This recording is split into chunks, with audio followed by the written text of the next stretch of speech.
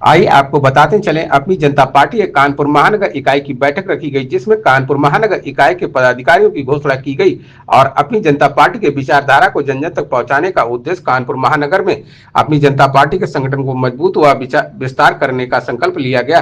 कार्यक्रम की अध्यक्षता कानपुर महानगर के अध्यक्ष प्रशांत मौर्य ने किया, जिसमें मुख्य रूप से अपनी जनता पार्टी के प्रदेश उपाध्यक्ष विद्यानाथ कमल जी, एवं महादेव कुशवाहा जी, जिला अध्यक्ष कानपुर ग्रामीण इकाई रामराज मौर्य जी, जिला अध्यक्ष उन्नाव इकाई संदीप कुशवाहा जी व जिला महासचिव सुनील कुमार जी, समाज सेवक उदय कुशवाहा जी उपस्थित रहे। आज पार्टी के विस्तार में मुख्य रूप से जिन लोगों की घोषणा की गई उनमें पार्टी के मीडिया प्रभारी पद संजय मौर्य जी, जिला उपाध्यक्ष पद में सुधीर यादव जी, सौरभ कुशवाहा जी, मोनू शर्मा जी, आकाश पासवान जी, उत्तम कुशवाहा जी, जिला सचिव रमेश सैनी जी, तिलक निषाद जी, ओपी कुशवाहा जी, सलमान खान जी, डिम्पल जी, आज लोगों की घोषणा की गई, जिसमें भारी संख्या में लोग मौजूद रहे। अपनी जनता पार्टी कानपुर इकाई के द्वारा आपका स्वागत है, अभिनंदन। जो आप लोग आए इसके लिए आप लोग का बहुत बहुत धन्यवाद। और ये मीटिंग एक कानपुर जिला इकाई में अभी तक कोई बैठक नहीं हुई थी। मुझे अभी एक महीना हुआ है, 1 महीना भी नहीं हुआ। 20 तारीख को जिला अध्यक्ष कानपुर महानगर घोषित किया गया था। नमस्कार साथियों, इस समय हम कल्याणपुर गोवा गार्डन में हैं। इस समय हमारे साथ में अपनी जनता पार्टी के जो जिलाध्यक्ष हैं वो इस समय प्रशांत मौर्य जी, उनसे जानने की कोशिश करते हैं कि आखिर आज जो है इस समय जो है क्या नाम जो इन्होंने कार्यक्रम रखा वो किस लिए। देखिए, मैं प्रशांत मौर्य, जिलाध्यक्ष अपनी जनता पार्टी कानपुर महानगर। आज ये जो कार्यक्रम रखा है मैंने संगठन विस्तार के लिए रखा है, क्योंकि मुझे 1 महीना हुआ अभी जिलाध्यक्ष बने, तो मुझे अपनी टीम बनानी थी अपनी जनता पार्टी की। तो आज उसका विस्तार है, लोगों को पद दिया गया है और इस विचारधारा से बहुजन समाज का कैसे न्याय मिले, कैसे उनका उत्थान हो, कैसे वो बढ़े, कैसे मजबूत हैं, उस विचारधारा को हम सभी साथी आगे बढ़ाएंगे। जैसे कि हमारे राष्ट्रीय अध्यक्ष, आप सभी को मालूम है, बहुजनों की बात करते हैं, गरीब की, दलित की, शोषित की, वही हमारी टीम उन्हीं की बात आगे ले जाएगी और पूरे कानपुर महानगर इकाई को इन्हीं विचारधारा को आगे बढ़ाएगी और मजबूत करेगी। पार्टी की ऐसी क्या खूबियाँ हैं जो आपसे लोग जुड़े? देखिए, पार्टी अपनी जनता पार्टी की एक खूबी है, ये लकीर खींच के काम करती है। हमने क्या कहा, बार बार मैं यही कह रहा हूँ, दूसरों का नाम नहीं लेना चाह रहा हूँ, ये बहुजन के लिए काम करेगी।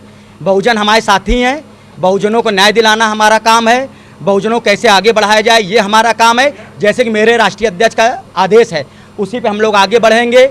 अभी आपने देखा होगा कार्यक्रम हुआ था, प्राथमिक विद्यालय जो मर्ज हो रहे थे, उसमें किसी पार्टी ने आगे नहीं बढ़ा। कोई पार्टी जो सबसे विपक्ष में बैठी पार्टी, उसने भी अपनी आवाज़ नहीं उठाई। लेकिन हमारे राष्ट्रीय अध्यक्ष ने प्रदेश में लखनऊ में धरना प्रदर्शन किया, राज्यपाल को ज्ञापन दिया, फिर उसके बाद जिला मुख्यालयों में डीएम कार्यालय में हम लोगों ने ज्ञापन दिया, उसके बाद ब्लॉक स्तर पे हम लोग ने लड़ाई लड़ी। उसका ये आज है, उस लड़ाई की ये मजबूती लड़ी गई कि आज सरकार को पीछे हटना पड़ा और हमारे राष्ट्रीय अध्यक्ष ने इतनी बड़ी लड़ाई लड़ी कि सरकार झुकी और उसमें संशोधन करके जैसा अपनी जनता पार्टी जाती थी वो संशोधित हुआ। ये हमारी पहली विजय है।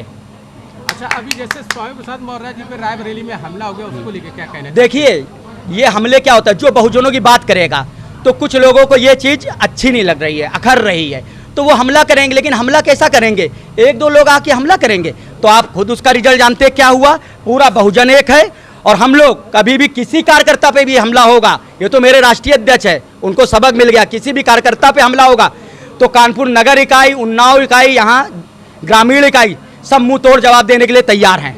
अच्छा, जैसे अभी उन्होंने एक जो करणी सेना के एक शिवम मिश्रा की पोस्ट से वीडियो वायरल हुआ था, जिसमें लिखा था कि रोहित द्विवेदी को थप्पड़ मारने वाले को 51,000 रुपये की चेक। देखिए, ये लोग जो कर रहे हैं, बहुजनों के नेता की आवाज़ को दबाने का कार्य कर रहे हैं, उनको और जो उनको संरक्षण दे रहा है, कौन है वो संरक्षण दे रहा है?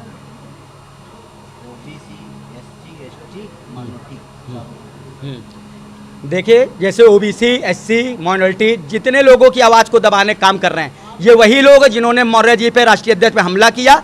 और संरक्षण देने वाले भी वही अपराधी हैं, गुंडे हैं, जो उनको संरक्षण दे रहे। वो नहीं चाह रहे हैं कि बहुजन समाज आगे बढ़े, एससी, ओबीसी, एसटी, गरीब आज आगे बढ़े, उनको न्याय मिले, ये वही लोग हैं। इनका करारा जवाब दिया जाएगा और मेरे राष्ट्रीय अध्यक्ष ये दिखाते भी है, करके भी दिखाते हैं।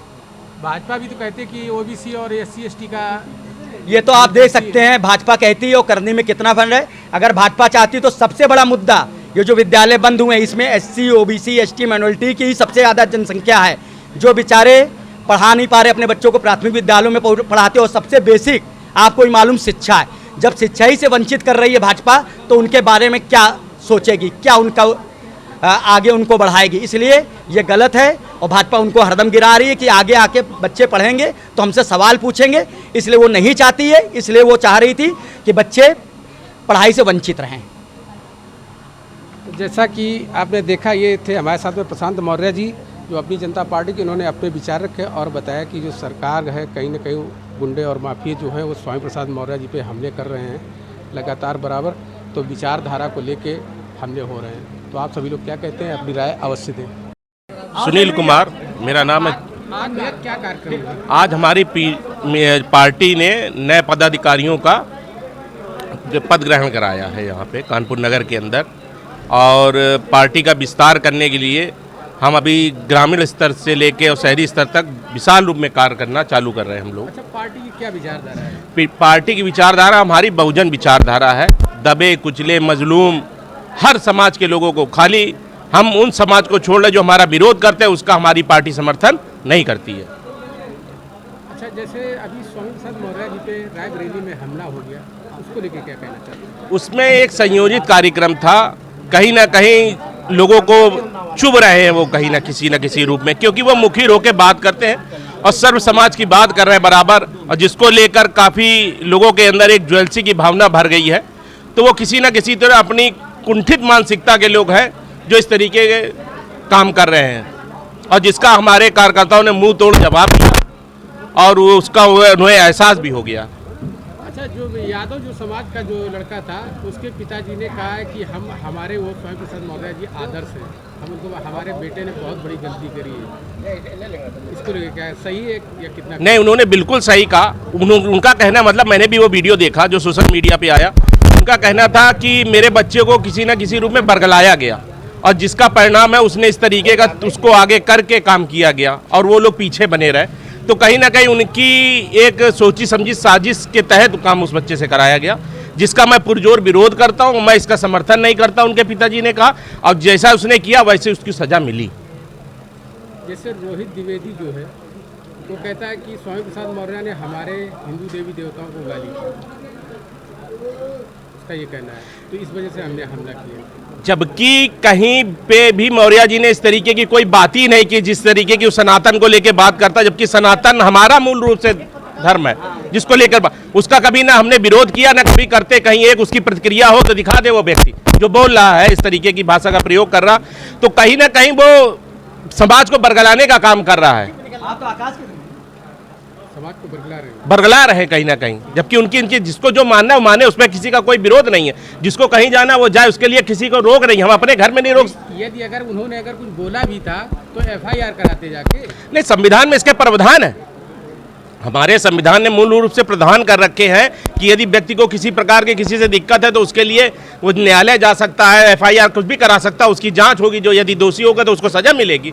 जबकि लेकिन नहीं, वो नहीं करते, वो खाली समाज में एक तरीके का प्रोपोगंडा करने का प्रयास रहता हमेशा। एक शिवम मिश्रा की पोस्ट वायरल हुई है जिसमें उसने कहा कि स्वामी प्रसाद के गुंडों ने हमारे लोगों को मारा है, उनके खिलाफ भी मतलब मुकदमा दर्ज होना चाहिए, और उन्होंने धरना प्रदर्शन भी किया था। वो बस कुल मिला के मैंने कहा ना कि उनको कहीं ना कहीं किसी न किसी जो गलत काम करेगा, किस व्यक्ति पे हमला करेगा तो मारा तो जाएगा, कोई व्यक्ति हो, और वो यदि प्रतिक्रिया दे रहा तो गलत है प्रतिक्रिया, कहीं ना कहीं समाज को भ्रमित कर रहा है। हाँ, कहीं ना कहीं समाज को भ्रमित कर रहा है वो। चलिए, ये थे हमारे साथ में सुनील कुशवाहा जी थे, एडवोकेट हैं, जिन्होंने अपनी बात रखी बेबाकी से। तो आप और सबसे पहले मैं जय हिंद नमो बुद्धाय जिस कार्यक्रम की शुरुआत अपने महापुरुषों और भगवान द्वारा की जाती है, और मैं मौर्य जी से जब से जुड़ा हूँ, जब ये समाजवादी पार्टी में शामिल हुए थे तब मेरी लखनऊ में जाके इनसे मुलाकात हुई, इनके विचारों को सुना, तो वो हमसे बोले कि अभी तक तुम क्या सो रहे थे क्या? हमने कहा सर हमको मौका ही नहीं मिला आपसे जुड़ने का। तब से मैं आज तक उनके साथ जुड़ा हूँ। और सबसे बड़ी चीज़ ये है कि उत्तर प्रदेश के अंदर बहुजन के नेता बहुत थे, लेकिन जो विचारधारा उनके अंदर है शायद उत्तर प्रदेश का देश के अंदर किसी के अंदर नहीं है। कितनी समय लंबे समय तक सरकार न होने के बावजूद वो इतना अच्छा बहुजनों के लिए लड़ाई लड़ रहे हैं, शायद उत्तर प्रदेश के अंदर क्या देश के अंदर कोई नेता नहीं बोल रहा है, और मुखिर होकर बोल रहे हैं। सबसे बड़ी चीज है कि हमारे यहाँ समाज के अंदर नेता तो तमाम पैदा हुए हैं, लेकिन बोलने की क्षमता किसी नेता के अंदर नहीं है। जो क्षमता है वो सिर्फ एक इकलौते महापुरुष ने हमारे अंदर एक महापुरुष के रूप में है, वो मौर्य जी है, जो खुल के होकर मुखर होकर बोल रहे हैं और बराबर लड़ाई लड़ रहे हैं। और उनके लिए कितने तरीके के लोग वो डेली अफवाह फैलाना, कई सोशल मीडिया के जरिए किस तरीके के एक छोटी सी घटना को कितना बड़ा रूप दिया गया रायबरेली के अंदर, आप देख सकते हैं। और ये कार्यक्रम जो था वो आजकल रात में खुला, वो फुल एक संयोजित तरीके से कार्यक्रम किया गया था और उसमें एक व्यक्ति दो व्यक्तियों का काम नहीं था, उसमें कम से कम 20 से 25 व्यक्तियों का नाम हुआ। जब वो नाम दिया गया, प्रशासन अभी चुप बना हुआ बैठा हुआ है। और कमी हमें अंदर ये है कि हमारे पुरुष के ऊपर हमला होने के बावजूद हमारा समाज चुप बैठा रहा। हमें उसके लिए खुल के डीएम कार्यालय में जाके धरना प्रदर्शन करना चाहिए था, ज्ञापन देना चाहिए था, जिससे कि प्रशासन को यह मना कि वो व्यक्ति अकेला नहीं है, उसके साथ उसका समाज, उसका बहुजन समाज, उसके सब लोग जुड़े हुए हैं। लेकिन हमारे किसी नेता ने या हमारे किसी समाज के नेता ने एक भी प्रतिक्रिया दी हो तो हमको बता दे, नहीं दी किसी ने। क्योंकि हमारे अंदर एक सबसे बड़ा डर घुसा हुआ है। जब तक हम उस अपने डर को नहीं निकालेंगे, क्योंकि हम जान लें कि हम मुखेर होकर बोलेंगे तो कहीं हमारा घर न गिर जाए, कहीं हमारी पत्नी के ऊपर कुछ ना हो जाए, कुछ ना हो जाए। लेकिन हम आज भी यही है कारण कि जो आज हम सबसे बड़े पीछे बैठे हुए कि हमारा ये मुंह चुप्पी, और जब तक हम चुप बैठे रहेंगे तब तक सामने वाला हमारे ऊपर हमला करता रहेगा और इस हमले को हम सहते रहेंगे। और जब तक हमें इस हमले के ऊपर मुंह जोड़ दबाव नहीं देंगे तब तक कोई सी चीज का हल निकलने वाला नहीं है। और इसलिए हम कहते हैं लोगों से कि जाति धर्म छोड़ो, एक हो, पहली बात है। क्योंकि हम जब पैदा होते हैं तो किसी जाति में नहीं पैदा होते, एक इंसान के रूप में पैदा होते हैं। और ये जातियां जो बनी है ये हम आपने बनाई है। कुछ मनुवादी लोग थे जिन्होंने समाज को तोड़ने के लिए ये व्यवस्था लागू की है, आज हम उनको फॉलो करते हैं। सबसे बड़ी कमी है क्योंकि हम घर से जब निकलते हैं तो सबसे पहले उन्हीं की तरफ देखते हैं जो हमारे लिए दुश्मन का काम करते हैं, लेकिन हम कभी उसका विचार नहीं करते। यहाँ 2 रुपया लोग रहते हैं, कभी सावन में सावन का काम करते हैं, फिर जाके वो भगवान बुद्ध की पूजा करते हैं जाके। ये विचारधारा निकालिए, एक नाव पर बैठिए, या तो उस तरफ चले जाइए या तो इस तरफ आ जाइए। ये 2 नाव पे चलने वाले लोगों को हम कभी बर्दाश्त नहीं करना चाहते हैं, क्योंकि वही सबसे घातक का रूप समाज में काम करते हैं। और जब तक हम अपनी इस विचारधारा को नहीं बदलेंगे हम कभी आगे नहीं बढ़ सकते। देखिए शिक्षा पे हमला क्यों किया गया, क्योंकि जानते थे कि बहुजन के लोग कभी इतने महंगे स्कूलों में नहीं जा सकते हैं, इसलिए स्कूलों को बंद करने का काम किया। आज इंजीनियरिंग कॉलेज, डिग्री कॉलेज सब जगह देखिए आपके रिजर्वेशन को खाया जा रहा, आपको कावड़ उठाने के लिए गली गली लगा दिया गया। और हमारा आदमी कितना मस्त तरीके से कावड़ उठा रहा। देखिए अभी तक तो लड़कियां नहीं जाती थी, आज हमारे समाज की लड़कियां भी जा रही। तो क्यों है? क्योंकि हमने आडम्बर की प्रतिक्रिया नहीं दी है, जो उसका गुमोड़ जवाब दिया। न इसके लिए हम कोई कार्यक्रम करते कोई कार्यक्रम नहीं करते। अपने समाज का प्रोग्राम करिए, उसमें बोलिए ना मुख हो गए कि जो इसके साथ ये काम करेगा हम उसके साथ। मेरे गाँव में जाते थे लोग, तो मैंने कहा कि ये साइकिल लेके कावड़ जाओगे तो जब कभी फटे या कुछ हो तो मुझको फोन ना करना, भाई भोले बाबू को एक बार फोन मिला लेना। और उस दिन से लोगों ने जाना कम कर दिया। मैं किसी के तक कावड़ वाले के साथ में नहीं हूँ, मैं अपने के साथ हूँ, जो मेरी विचारधारा मेरे के साथ काम करेगा। क्योंकि जान लें कि वहाँ एक बनावटी मूर्ति रखी, उस मूर्ति पर आप काम कर रहे हैं। और जब तक हम अपनी सोच अपने बच्चों में नहीं पैदा करेंगे, सबसे बड़ी चीज ये है कि हम कार्यक्रमों में अपने बच्चों को लेकर अच्छा नेता चाहते हैं, अच्छा अधिकारी चाहते हैं, लेकिन किसी घर में अभी अप्लाई किया कि अच्छा नेता बने हमारे समाज का, किसी ने सोचा? कभी नहीं सोचते हम लोग। सबसे बड़ी कमी हमारे अंदर है। IAS बनाने का सोचेगा कोई डॉक्टर, कोई इंजीनियर, यदि समाज का बदलाव करता। यदि जानते बाबा योगी आदित्यनाथ यदि इतना अच्छा मठ था तो पार्लियामेंट और लोकसभा में क्यों जा रहे भाई ये लोग? वही जब सब कुछ रखा था, लेकिन हम उल्टा जा रहे हैं, हम वो छोड़ के वहां पकड़ रहे हैं। तो कमी हमारे अंदर है ना। जब तक हम इन चीजों में बदलाव नहीं करेंगे समाज सुधरने वाला नहीं है। और जब तक हम इसमें कड़ी प्रतिक्रिया देनी पड़ेगी हम लोगों को। और सबसे बड़ी चीज ये है कि हम एकजुटता दिखा। और ये हम एक चीज और कहना चाहते हैं कि छोटी छोटी घटनाएं हो जाती हैं और हमारे समाज के लोग कोई प्रतिक्रिया नहीं देते। सबसे बड़ी चीज है वो पता चलता तीसरे चौथे आदमी से पता चलता। तो कम से कम आपके पास माध्यम है, अरे मेरे 10 लोग जाते उस चीज का विरोध करिए ना।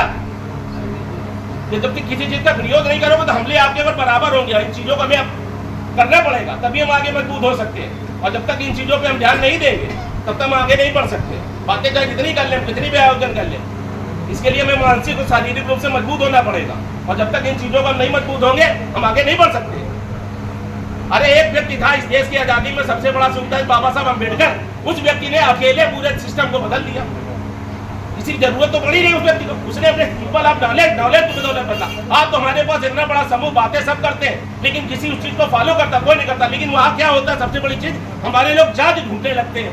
वो किस जाति का कोई अच्छा काम हो गया, अरे जाति देखो कौन है, तो कमी हमारे अंदर ना, जो वायरस उन्होंने रखा वो आपके दिमाग में डाल दिया ना, उस वायरस को निकालो। हम काबिलियत की पूजा करिए ना, आदमी की मत, हम कह रहे हैं उसकी जात की मत पूजा करिए, काबिलियत की पूजा करिए।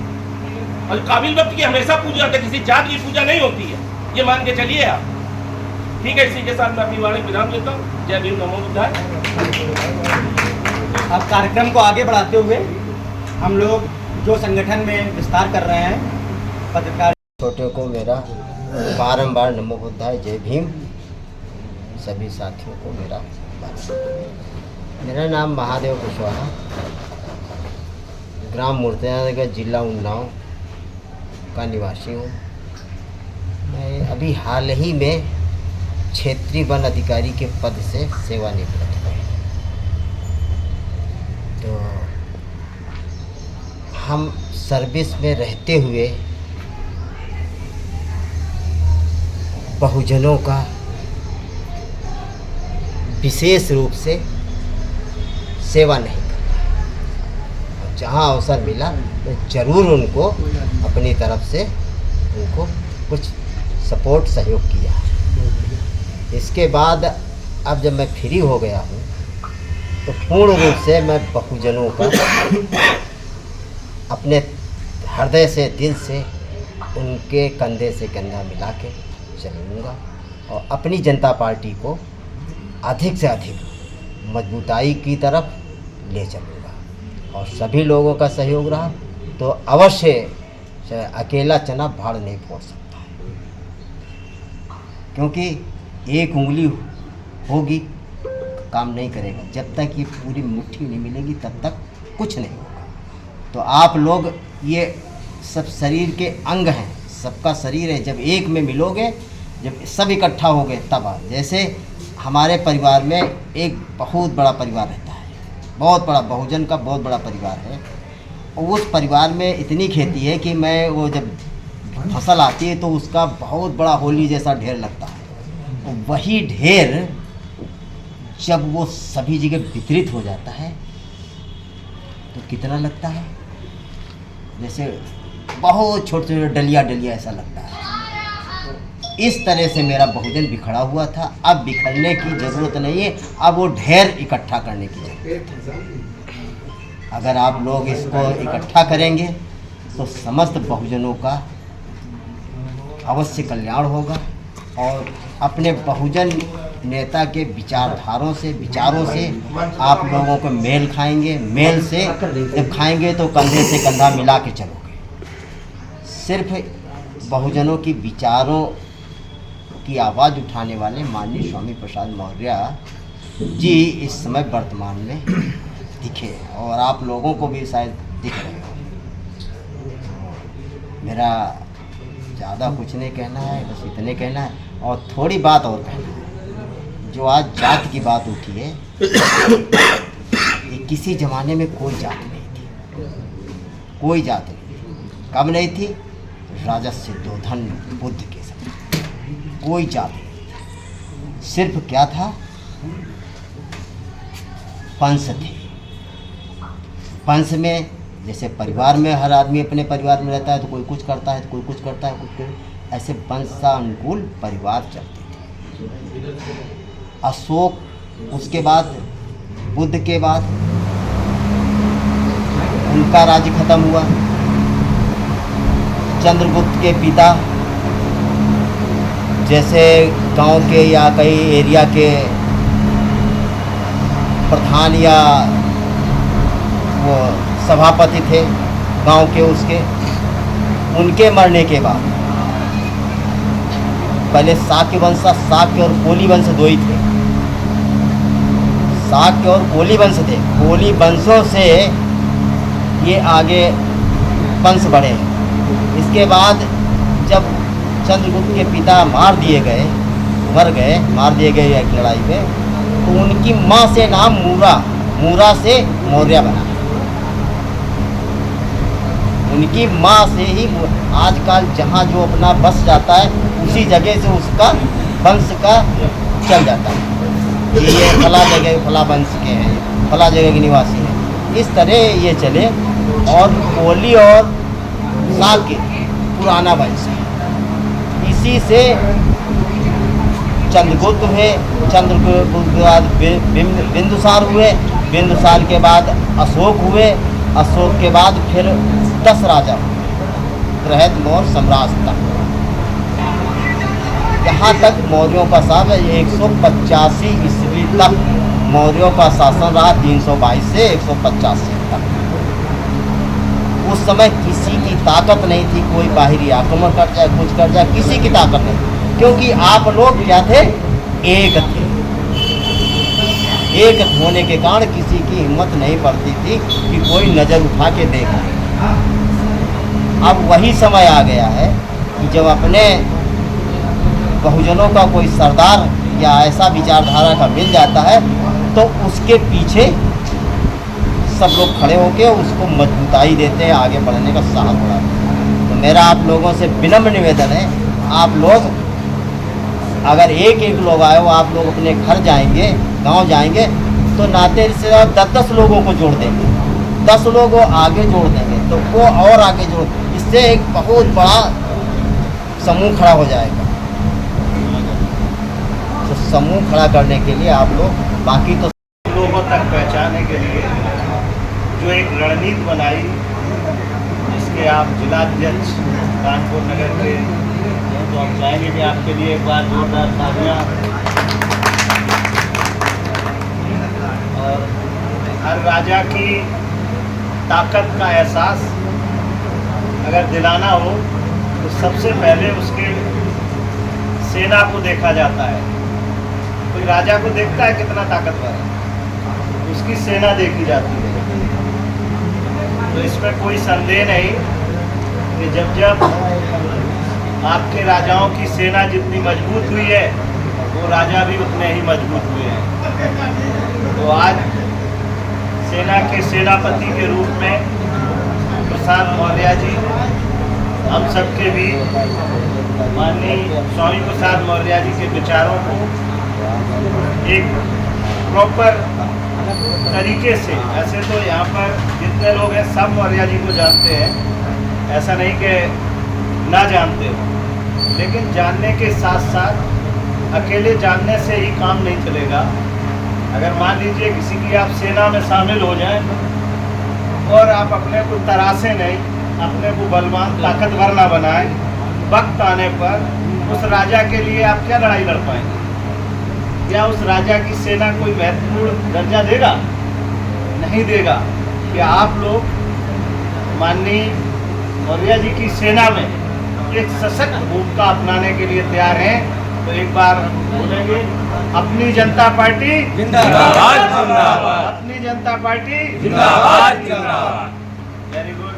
ज़्यादा ना कहते हुए यही कहना चाहूँगा कि प्रसाद मौर्य जी के नेतृत्व में, या यहाँ पर तो कई जिलों के जिलाध्यक्ष बैठे हैं, मैं चाहूँगा आप लोग एक बार सभी जिलाध्यक्षों और प्रदेश अध्यक्ष जी के लिए भी एक बार जोरदार तालियां बजाएं, जिससे इनको भी लगे भाई आज यहाँ पर आप कोई पैसा तो लेकर के नहीं आए, तो देकर जाएंगे, पैसे तो देकर के नहीं आएंगे। अगर यहाँ पर आप हौसला अफजाई दे करके जाते हैं तो निश्चित है ये इसी तरह का एक और प्रोग्राम ऑर्गेनाइज करेंगे और आपकी या हमारे नेता की बातों को जन जन तक पहुँचाने के लिए इन्हें हौसला मिलेगा, उतनी ही मजबूत टीम होगी। तो जितने भी लोग उपस्थित हुए हैं या कार्यकारिणी में शामिल हुए हैं, मैं यही कहना चाहूँगा कि आप सब लोग बहुत बड़ा बड़ा काम ना करें, लेकिन छोटा छोटा तो कर ही सकते हैं। कम से कम अपने फेसबुक पे, अपने सोशल मीडिया पे, मैं तो खैर चला नहीं पाता हूँ, सब लोग फेसबुक व्हाट्सएप सब चलाते हैं, तो कम से कम दिन में एक बार माननीय मौर्य जी के विचारों को और प्रसाद मौर्य जी का फोटो लगाकर ही लोगों में सेंड करें। देखिए आपकी सेना कितनी मजबूत और कितनी तेजी से ग्रो करेगी और समाज में अपना स्थान बनाएगी। क्योंकि अब लड़ाई पहले जिस तरह से तलवारों से, तोपों से होती थी, ऐसी लड़ाई नहीं होगी अब कभी। आगे की लड़ाई कैसी होगी? डिजिटल लड़ाई। और जिसकी सेना में डिजिटल सिपाही ज़्यादा होंगे, उसकी उतनी ही सेना। आज आप सोशल मीडिया पर व्हाट्सएप, फेसबुक कुछ भी खोल के देखें तो किसी न किसी देवी या देवता की फ़ोटो आपको मिल जाएगी। अगर 100 फोटोएं आपके मोबाइल में आई हुई हैं तो 90 फोटोएं आपके राजा की नहीं है, 99 फोटोएं आपके राजा की नहीं है। जब आपके राजा की फोटोएं नहीं हैं तो फिर आपकी भी गिनती नहीं होगी। तो कोशिश करिएगा कि आप अपने साथ अपने राजा की भी फोटो, या अपने मंत्री, कई बार मंत्री रहे, आज उनका परिचय कि वो कोई मोहताज नहीं। और मैं देख रहा हूँ कि अकेले दम पे करीब बीएसपी के शासनकाल से और उससे भी पहले से माननीय मौर्य जी अकेले दम पे बहुजनों की लड़ाई लड़ते आए, चाहे पार्लियामेंट में अकेले बैठना हो। बहुत बार आपने देखा होगा कि जब बीएसपी सरकार में नहीं थी तब भी अपोजिशन में मौर्य जी अकेले बैठते थे। ये बहुत बड़ी बात होती है। पार्लियामेंट में ऐसे कोई आसानी से अकेले नहीं बैठता, जिसके आधे से ज़्यादा क्या बहुत ज़्यादा तादाद में जब एसपी के विधायक थे तब भी अकेले बैठते थे। ऐसी स्थिति में बहुत बार ऐसी स्थितियाँ क्रिएट हो जाती हैं कि आदमी को जान माल का भी नुकसान हो सकता है। और माननीय मौर्य जी आप सबकी, वो अपनी लड़ाई क्या, उनका अगर अपना देखा जाए तो अपने परिवार के लिए तो पर्याप्त है, लेकिन आए दिन कोई थप्पड़ मार देता है, कोई रोड घेर लेता है, कोई तलवार से घेर लेता है। ये लड़ाई किसकी लड़ी जा रही है? आपकी, हमारी आपकी जो लड़ाई लड़ने के लिए अपनी जान की बाजी लगाने को तैयार है, तो कम से कम हम कुछ नहीं कर सकते तो अपना WhatsApp, Facebook, social media account तो लगा सकते हैं। अगर इतना ही लगाते रहें तो आपकी लड़ाई दिन दूनी रात चौगनी ये ताकत बनाती जाएगी। और वो दिन दूर नहीं, 27 से पहले ही आपको नज़ारा देखने को मिल जाएगा कि हम अपने नेता को गद्दी पर बैठा सकेंगे। और नेता को नहीं, अपने को नहीं। मौर्य जी किसी एक समाज के, जाति के नहीं है और उनकी विचारधारा एक समाज की या जाति की नहीं है। उनकी विचारधारा हर गरीब, मजदूर, किसान, या कह सकते कि ऐसे दबे कुचले लोग जो अपनी सफलता के लिए लड़ते तो हैं लेकिन उनका कोई सहारा नहीं है। बहुत पहले हम मौर्य जी के साथ कालिदास मार्ग पे आवास पे गए थे तो वहाँ पे एक स्लोगन लिखा था, मैं तब एजुकेशन लाइफ में ही था, कि जिसे कोई नहीं पूछता उसे स्वामी प्रसाद बहुत। तो मैंने वो चीज़ आज भी देखी कि कोई साथ हो या ना हो, लड़ाई वो हमेशा एक ऐसे विषय पर लड़ते रहते हैं जिसके इस समाज के बड़े हिस्से को लाभ होगा। और उस बड़े हिस्से में कौन आते हैं? हम आप, जिसमें हमारी अपनी कोई आईडी नहीं है, हमारी अपनी कोई पहचान नहीं, हमारी कोई अपनी अप्रोच नहीं, फिर भी मेरी कोई लड़ाई लड़ता है तो उस लड़ाई में अगर हम हिस्सेदारी नहीं बैठाते हैं, उसमें हम योगदान नहीं देते हैं, तो समझ लीजिए हम अपने परिवार और अपने बच्चों के साथ धोखा कर रहे हैं। आगे आने वाले समय में हो सकता है हमारे सामने ऐसा कुछ देखने को मिल जाए कि जहां हम 50-60 साल पहले थे या 100 साल पहले थे, हमारे अपने ही जीते जी वो स्थिति ना आ जाए। इसलिए इस लड़ाई को और उग्र रूप दीजिए। और एक्साइटमेंट, जैसे हमारे प्यारी महोदय ने कहा कि ऐसे भी चलिए, कोई ऐसा भी काम ना करिए कि तुम एक जगह दंगा कर बैठे और जेल में पड़े हो तो फिर तुम्हारे लड़ने से भी कुछ नहीं होगा। लड़ाई बराबर लड़ते रहिए, सोशल मीडिया के जरिए या जहाँ पे संगठन इस तरह के प्रोग्राम ऑर्गेनाइज करते हैं वहाँ पर पहुँच करके। प्रशांत जी हमको जब भी कॉल करते हैं तो मैं कोशिश करता हूँ पहुँच जाऊँ। कभी कभार बिजनेस के चलते ना भी पहुँच पाऊँ तो मैं इनसे क्षमा मांग लेता हूँ। तो ऐसे ही आप भी कर सकते हैं। बच्चे बताइए, फिर भी बता दूँ, उदय नारायण कुशवाहा हमारा नाम है, गृह जनपद औरैया है और आपके केशवपुरम आवास विकास में हमारा डायमंड गोल्ड ज्वेलरी का काम है, प्रॉपर्टी का भी काम है। और आप सबसे यही कहेंगे कि अपने सब कार्यों को देखते हुए अपने इस कार्य को भी देखते रहिए। कोई हमारे उस विषय की लड़ाई लड़ रहा है, उस सेक्टर की लड़ाई लड़ रहा है जिससे हम कमाते ही रह जाएं, कहीं उसका कोई मालिक और ना बन जाए। तो इसलिए ऐसी लड़ाई को मजबूती देते रहिए, बल देते रहिए। इन्हीं शब्दों के साथ प्रसाद मौर्य जी और स्वामी प्रसाद मौर्य जी के लिए एक बार जोरदार तालियां। और यहाँ पर जितने भी पदाधिकारी अपनी जनता पार्टी के मौजूद हुए हैं, एक बार हम चाहेंगे कि वो खड़े हो जाएं और माला रखे हुए हैं, इन सभी को माला जरूर पहनाएं, क्योंकि इन्होंने बहुत ही एक कह सकते हैं कि गौरवपूर्ण कार्य किया है कि हमें एक जो सेना के रूप में खड़ा करने का। तो हमने कहा नहीं भूल जाए, तो इन सब का स्वागत करिए, अभिनंदन करिए। इन्हीं शब्दों के साथ अपने वालों को विराम देता हूँ। नमो बुद्धाय, जय भीम, जय हिंद, जय भारत।